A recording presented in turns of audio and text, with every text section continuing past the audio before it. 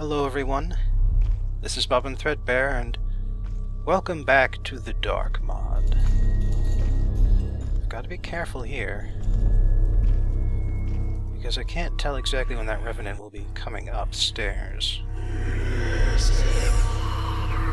And on the other hand, I know that okay, now is when he comes upstairs. Good to know. And he almost spotted me. Should have backed away a little faster, maybe. But then he would have heard me instead. Either way, kinda screwed.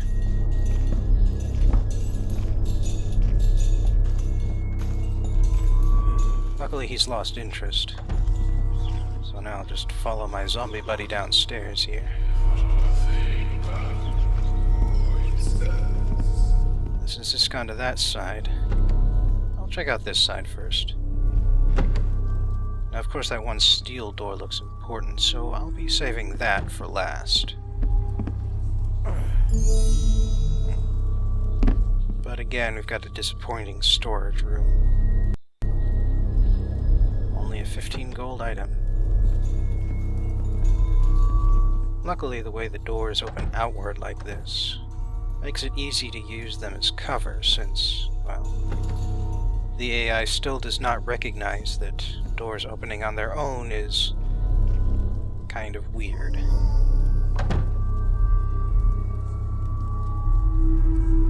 And I do not feel safe enough to sneak up on that Revenant. Well, no. Just wait for it to go past. Wait for that zombie to very politely close the door and hopefully make its way upstairs. Upstairs? No. Going over to that side and... oh dear.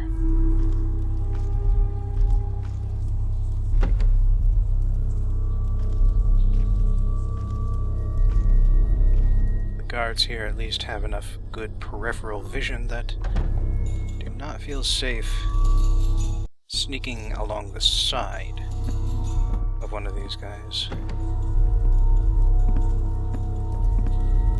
Aha! The kitchen. You know, I have no idea what this kitchen is doing. Let's count them. 1, 2, 3, 4 floors? 4 floors beneath the dining room? That seems like very bad urban planning. Like feng shui nothing. This is just terrible design. There's no dumb waiters or anything.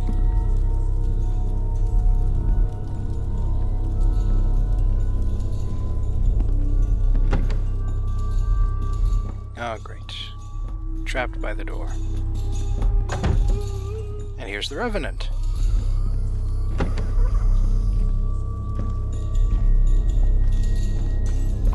And it's doing another one of those patented Sotha screw-yous. Well, you know, you think you're safe behind that door. Ha ha. You dumbass.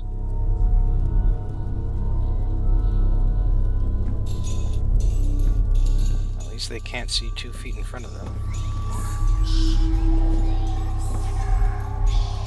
That much is keeping me safe down here.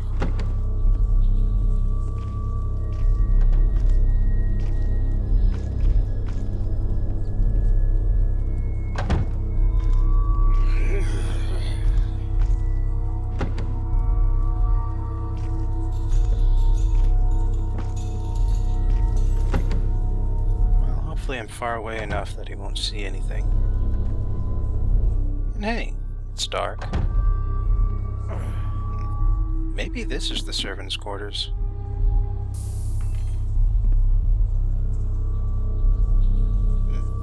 Then again, there's a bed in here, but also a lockbox. It's a remarkable amount of trust to place in someone.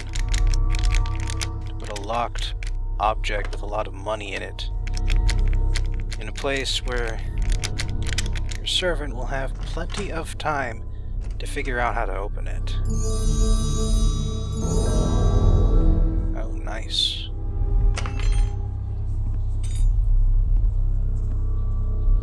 Now, we did come here for a book, and not just the loot. So next up, let's check out that last door. Hopefully before the Revenant makes it all the way downstairs. Okay, good. Now, you may notice, but... yeah, in the first place, the portcullis opening mechanism doesn't work. In the second place, you may notice little spaces, little gaps in the wood that indicate that it is not the safest of surfaces.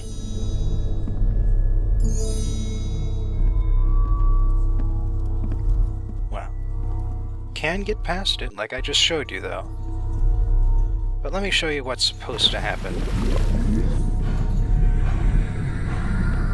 You're supposed to fall into this little well area here, because the floor collapses underneath you.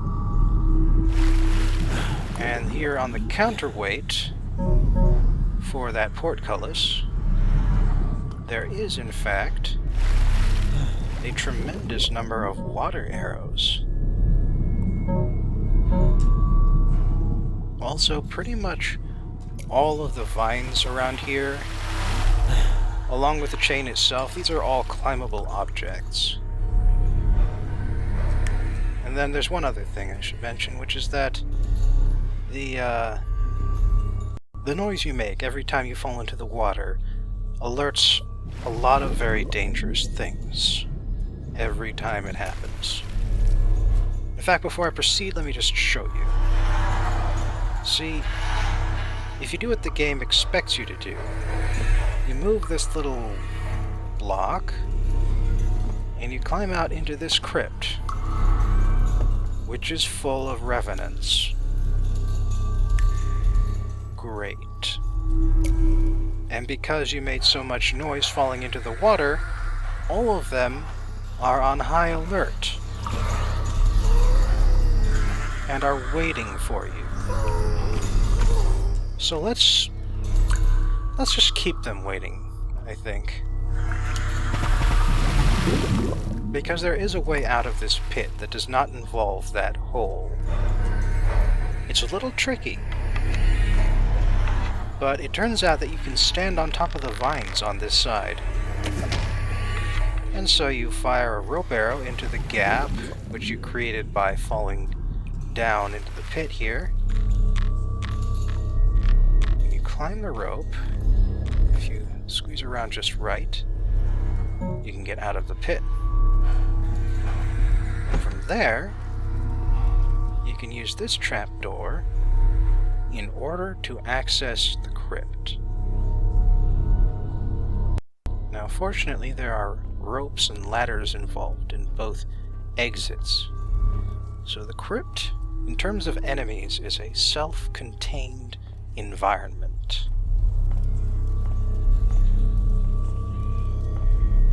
Everything you encounter down here cannot be added to nor subtracted from. On the other hand, it looks like the revenants are still in very high alert mode.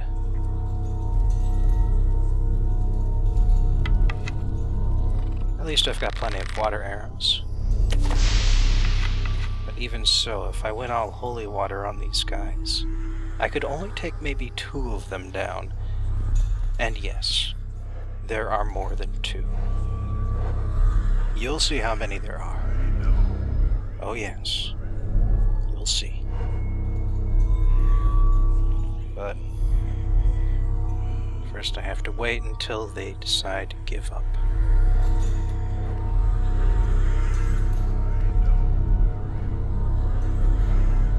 Now, of course, this would be easier if I didn't make such a ruckus falling into that pool. But I did want to show you what happens normally when you're playing this map. Plus, I also wanted those water arrows. may not be able to kill the revenants, but you may notice from those light sources they'll still come in handy.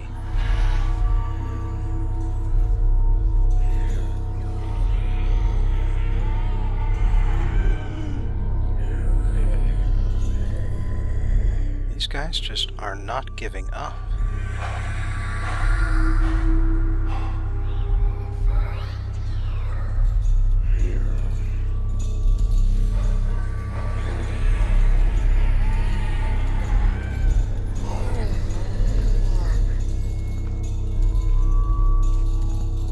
Oh, wait. Finally. The revenants are finally giving up.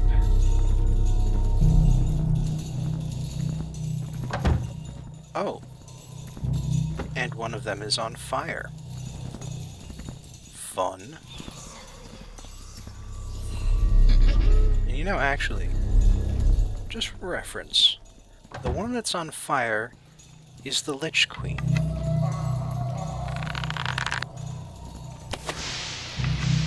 It's honestly just a little disappointing. I can understand why, but it's a shame that Sotha couldn't create a unique model for the Lich Queen. Instead, we've just got another Revenant, but one that's just, you know, happens to be on fire. And that's where we'd be coming out if we took the normal route. Since that one's coming this way, let's hope I don't make too much noise here.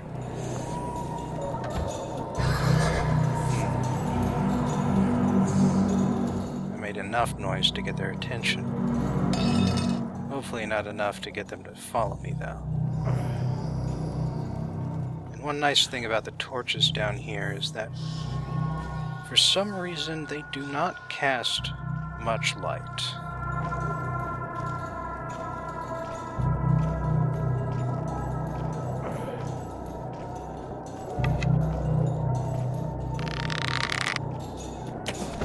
Still, better safe than sorry. Dang it.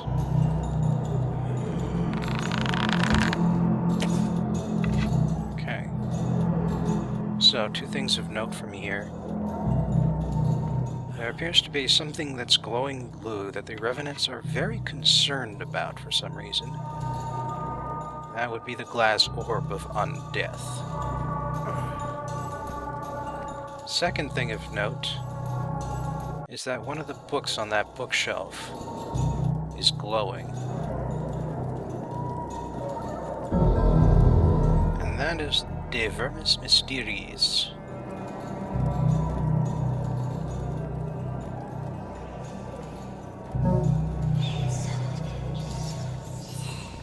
Uh-oh.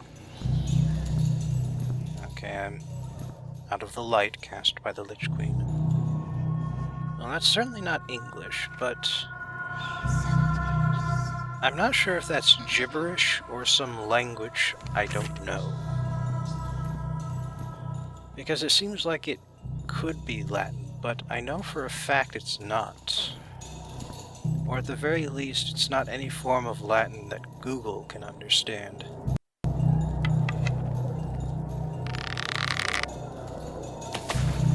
Okay, great.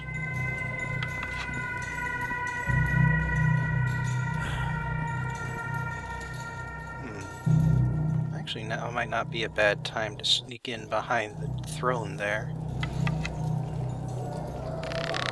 Lich Queen doesn't cast much light behind her when she's seated like that.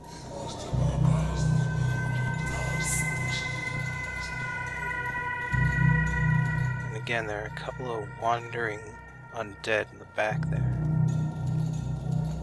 And that's a crown, by the way. I have no idea where it's supposed to be. But if you alert the undead in here, it basically falls on the floor and starts rolling around where the Revenants kick it. Maybe it's supposed to be on Lich Queen's head. But it doesn't stay there easily.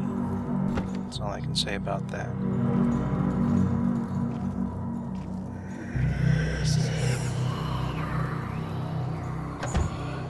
Alright, now that the zombie's completed its business behind the throne. Perhaps we could take a look.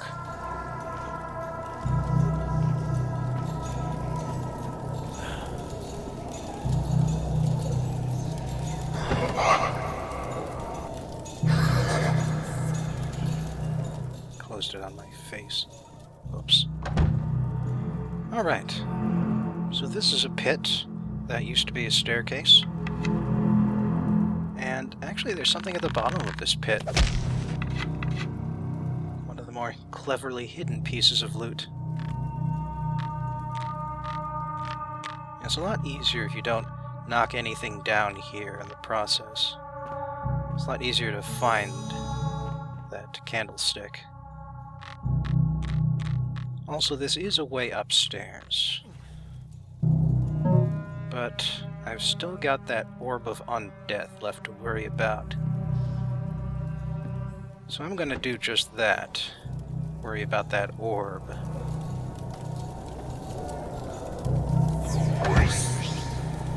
So I'll show you where that staircase leads next time. Oh crap. Looks like she must have noticed me, and I failed to climb up onto this coffin, so now she's definitely noticed me. I need to stay out of that light.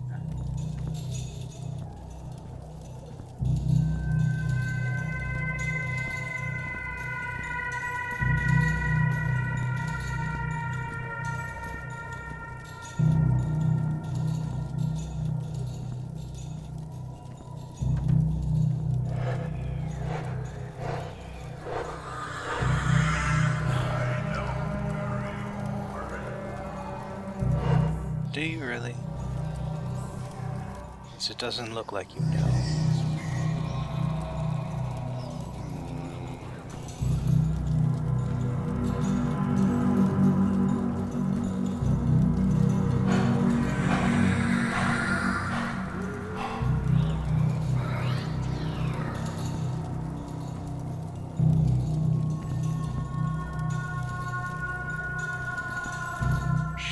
A stubborn one.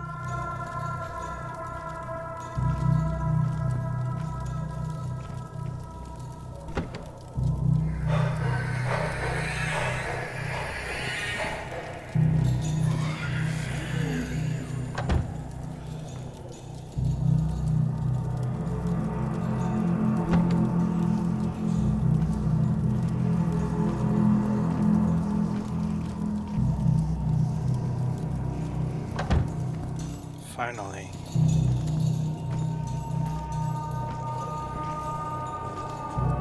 First things first. Let's pick up the smothering book, excuse me.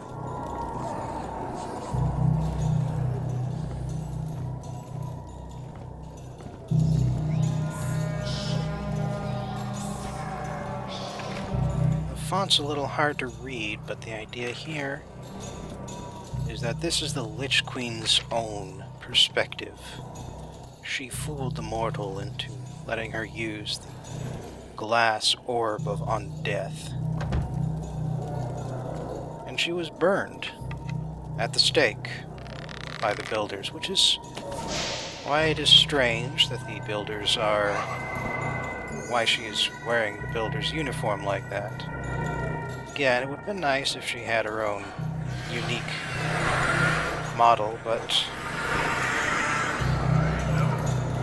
I can understand why she might not.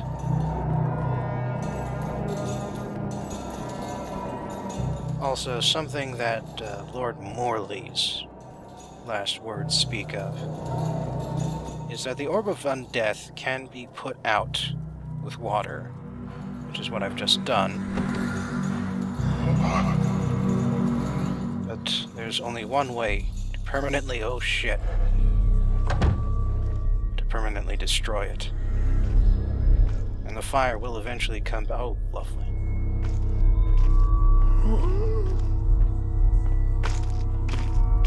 Yeah, you didn't see anything important there, buddy.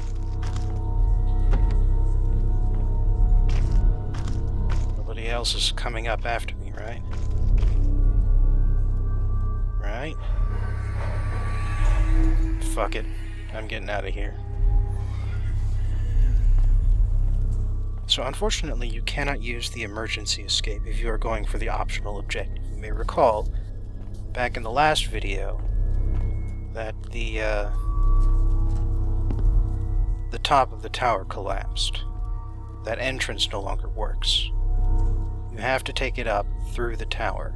You have to backtrack in order to destroy the orb.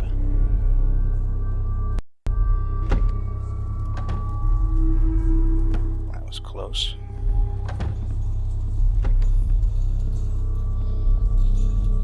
Oh, lovely.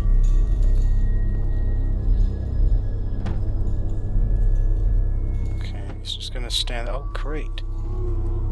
So one of the other zombies is down here. Book zombie, I guess. And now the orb is flashing. And it's coming this way, so I won't be able to get out in time. Okay, so here's what happens when the orb starts flashing. It'll do that for a good 30 seconds or so. It's a nice amount of warning. But once it does,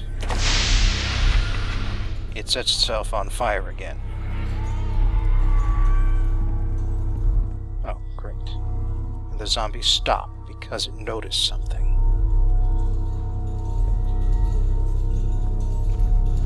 Come on then, you undead bastards.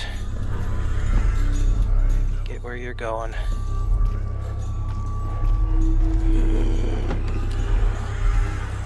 Really, the big downside of the Orb of Undeath is that every time you set it down, it makes a noise. And that gets people's attention.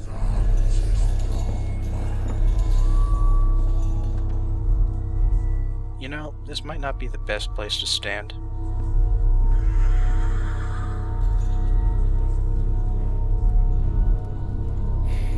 Come on, you undead bastards.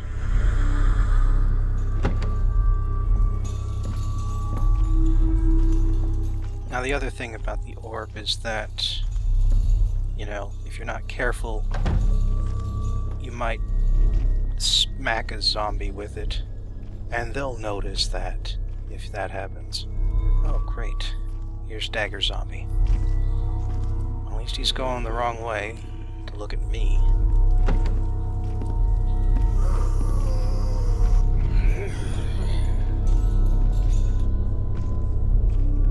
So the best thing to do with the Orb of Undeath is to hold it as close to yourself as possible, and do not look at the revenants when they pass. Otherwise you might just punch them with it, and nobody wants that. But hey, I got past the hardest part, which was that first floor staircase. Once you're up here, there's really only the second floor zombie to worry about. Some of the other zombies will come up here, but much less often.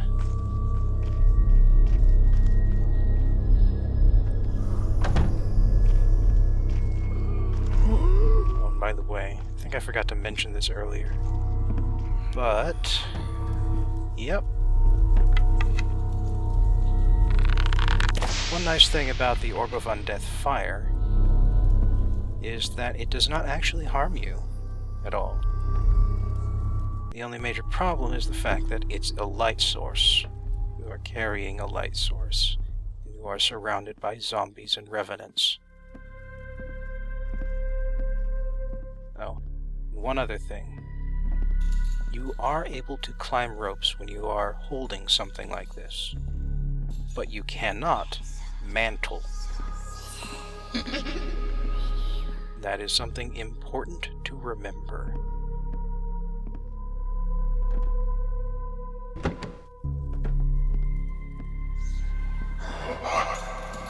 That's right. It comes this way. And it also does that little circling around in the hallway thing. What lovely timing.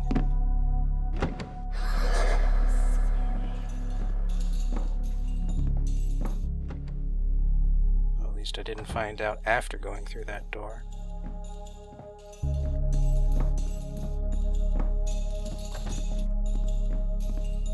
But now it looks like I may have enough time to get up to the next floor.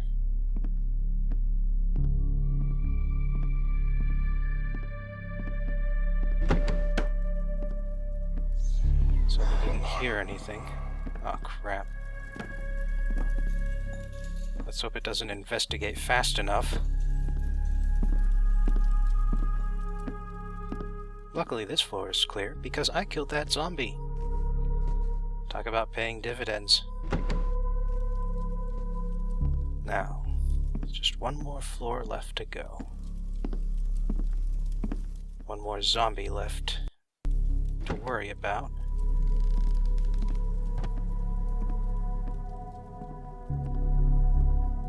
Yeah, I'm just looking at the dead bodies, so I've got enough time to dump this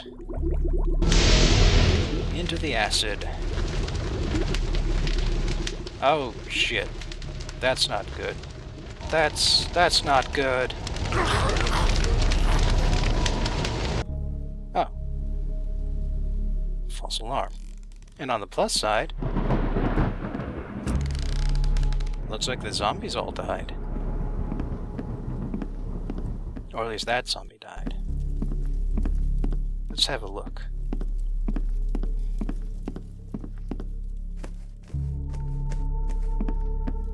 Looks like the fog from outside has infiltrated the building now. And yes, that revenant is dead. And in fact, all the undead on this map are now permanently dead. Well, I say all of them. But there is one more I have to worry about, and I know this is kind of gamey, because I'm not supposed to realize this on my first playthrough. But I'm still going to drop a mine here ahead of time, because this is just going to be faster. Yep, Lich Queen is angry with me. Very, very angry, and she is dead.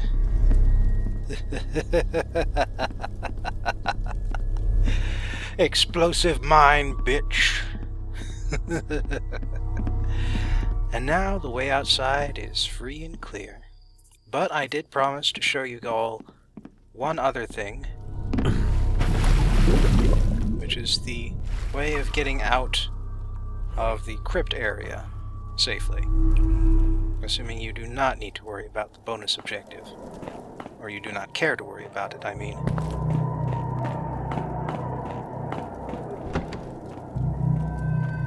So you come out here, but, well, of course, most of the steps here are too rotted to hold your weight. But if you wait for the light to blink, you can see there is a wooden beam up there. Something you can attach a rope arrow to. Now that is still a little high and a little distant for me to jump to. So, let's try adding one to that platform. Hopefully that one will still hold my weight. Looks like the jump is going to be a little troublesome, but get rid of 2 of the steps. You can make it. Rock's kind of in the way, but I can deal with that. So, this is a much better jump, I think. There we are.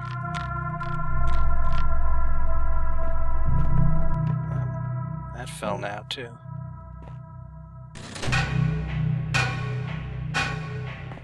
Oh, hey, I remember you. I bet you remember this place, too.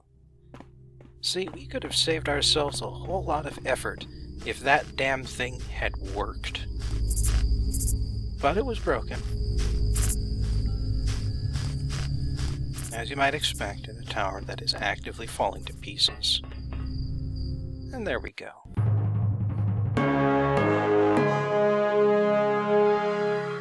This is going to be interesting. Look at the damage dealt there. 188,000. Whoa, the hell. Loot acquired. About 400 short, but thought I picked up everything. Stealth score 69. That's mostly thanks to falling into the well, I think. That did a number on my rating. But yeah, this is what I missed. I went back and checked. I did not pick up all of the loot on the last mantelpiece down here. If I had picked that up, plus the goblet, plus the ring on the second floor from the top, that, I believe, accounts for every last bit of loot.